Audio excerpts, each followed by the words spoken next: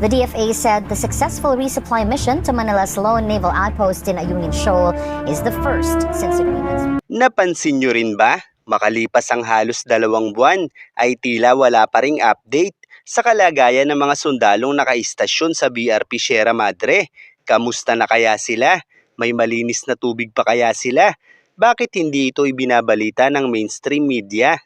Kung matatandaan kasi natin ay noong July 27 pa, huling nagpadala ng supply ang AFP sa mga sundalong nakaistasyon sa BRP Sierra Madre. Samantala noong August 28 lamang, huling nasuplayan ng tubig at pagkain ang mga Philippine Coast Guard personnel na nakaistasyon noon sa BRP Teresa Magbanwa, at makalipas lang ang mahigit 2 linggo ay nagkasakit na ang mga ito dahil sa kakulangan ng supply na ipinadala sa kanila noong nakaistasyon pa sila sa bahurang ito.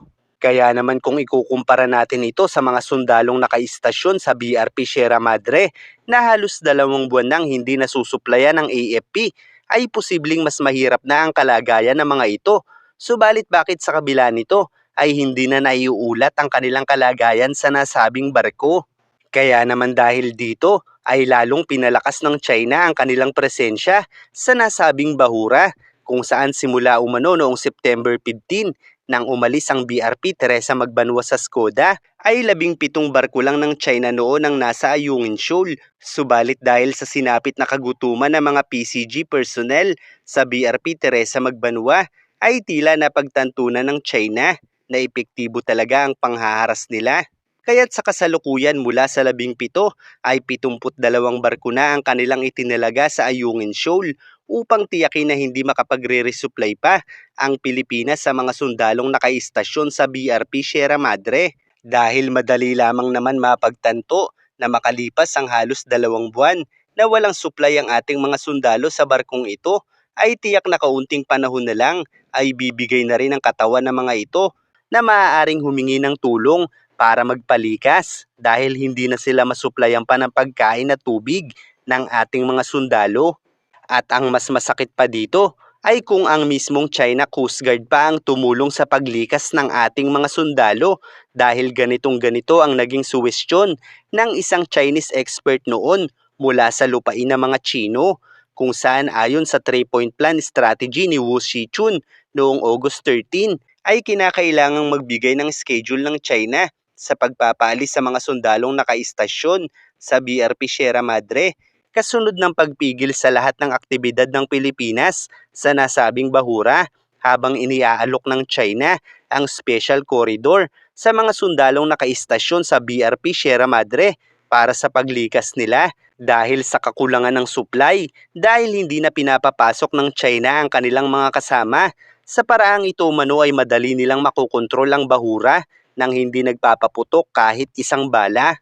At kung iisipin nating mabuti sa umpisa, ay tila walang kwenta ang estratehiyang ito dahil umaasa tayong lalaban ng ating mga sundalo. Subalit sa mga kasalukuyang nangyayari ngayon na hindi na makapagsagawa ng resupply mission ng Pilipinas, ay tila tama nga ang suwestyon ng eksperto mula sa China na ganoon lang kadali sa katuparan ng mga plano nila dahil sa mahinang pamamaraan ng tanggulan ng bansang Pilipinas. Ito ang bunga ng pagmamalaki ng pamunuan ng tanggulan ng bansang ito, kung saan sa kasalukuyan ay puro monitoring na lang talaga ang kanilang nagagawa dahil sa takot sa China. Sa katunayan, ang ilan sa kanilang pagmomonitor ay nagmumula lamang sa mga satellite at AIS tracker na karaniwang isinasagawa pa ng ilang mga dayuhan at hindi ng ating mismong tanggulan. Ayon sa National Maritime Council ay pinag-aaralan na nila ang pag-upa ng mga barko para umano tapatan ang dami ng barko ng mga Chino. Pero paano naman kung babanggain na rin ng China ang mga barkong rerentahan ng Pilipinas? Mangangahulugan ito na bukod sa upa ay sasagutin pa ng Pilipinas ang pagpapagawa sa barko ng iba, at ang mas masakit pa riyan ay kung ipababangga lamang naman nila dahil binabawalan ng pamunuan ng tanggulan na gumanti ang Pilipinas laban sa China. Bukod pa riyan ang bansang magpapaupa ng barko sa Pilipinas ay tiyak na makasisira sa diplomatikong relasyon nila sa China na maaaring maging daan sa pag-atake rin sa kanila ng China. Kaya't ang bansang pinakaposibleng barko na maupahan ng Pilipinas ay ang mga barko lamang din ng mga Amerikano dahil sila lamang halos ang bansang maglalakas ng loob na pangatwiranan ng pagpapaupa ng barko sa Pilipinas. Gayunpaman, bakit pa tayo uupa kung nag-aalok naman ng libreng tulong ang Amerika? Dahil renta man o tulong kung magmumula sa kanila ay halos wala naman itong magiging pagkakaiba para sa China. Kaya't kung pinag-iisipan ng National Maritime Council na umupa ng mga barko, ay dapat naisip na rin nilang humingi ng tulong sa mga Amerikano kaysa patuloy na magmalaki, gayong wala naman silang magawa laban sa mga Chino at ngayon ay nangangala pa sila ng mas maraming reservist. Pero para saan pa nga ba ang napakaraming reservist na kinakalap nila kung ang mismong tanggulan ay hindi pinapayagan pumalagman lang sa pambabangga ng China at patuloy na tinatanggihan ng tulong ng Amerika? Kaya't wala ring kwenta ang pangangalap ng mga reservist ng bansang ito kung ang mismong aktibong tanggulan ay wala namang ginagawang hakbang laban sa mga Chino.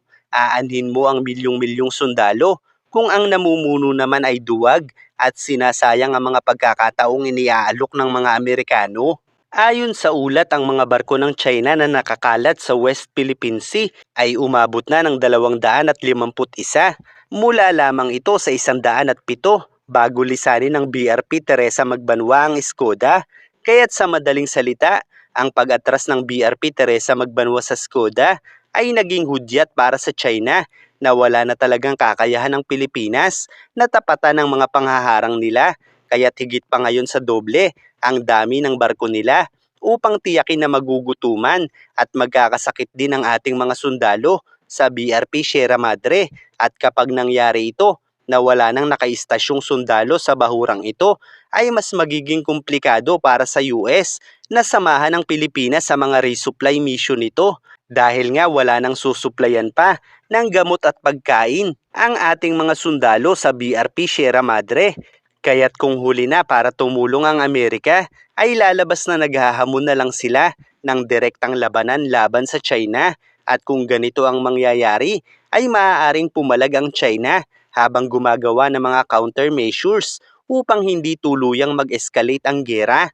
Dahil kung magkakaroon ng direktang komprontasyon sa ganitong pamamaraan, ay magagawa ng China na panandali ang makipaglaban habang ipinapahayag nila na sila ay dumedepensa lamang laban sa agresyon ng US at Pilipinas laban sa kanila dahil nga wala namang susuplayan ng pagkain at gamot ang barko ng US at Pilipinas sa mga bahura. At sa paraang ito ay maaaring makakuha ng simpatya sa mas maraming bansa ang China dahil ang bawat bansa sa mundo ay tiyak na mas pipiliing hindi magpatuloy ang giyera kaya't sa katwiran sila babase at hindi sa mga naunang agresyon ng China. Kaya't kung talagang mahusay sa estratehiya ang tanggulan ng bansang ito, ay sana mas maaga na nilang hingin ang tulong ng mga Amerikano dahil ano't ano man ang maging resulta ng pagtulong ng US sa Pilipinas, ay mananatili pa rin naman ang napakaraming opsyon ng Pilipinas upang hindi agad ito mag-escalate sa isang giyera habang pinalalakas natin ang ating posisyon sa internasyonal na komunidad laban sa China.